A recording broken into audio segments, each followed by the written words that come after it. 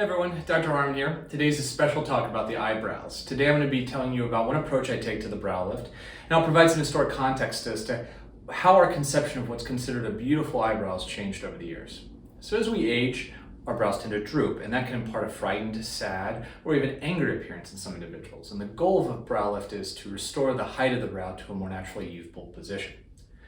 And it's important to understand that the best approach to a brow lift needs to reflect the anatomy of the region as well as the specific aesthetic goals of an individual.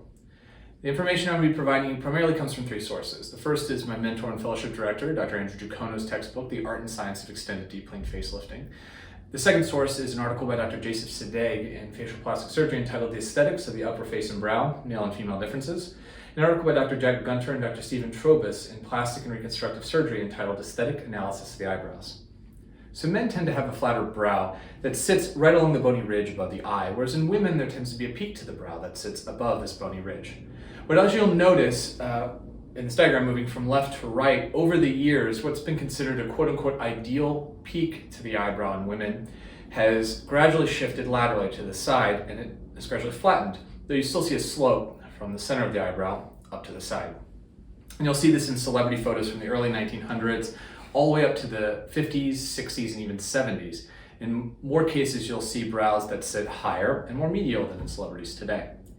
The distinction in aesthetics between a male and a female brow has narrowed over the years as a result, and this suggests a more fine, precise approach to the brow lift is necessary to achieve ideal results.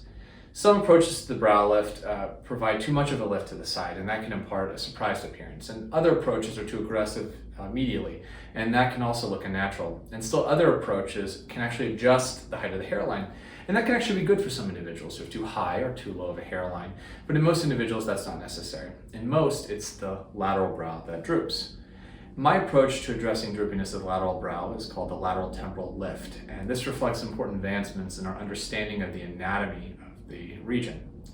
And like the extended deep plane facelift, the key to an effective and long-lasting and natural lateral temporal lift is full release of all the tension points on that side of the eye, and very subtle, very fine, precise lifting of the brow to the proper position.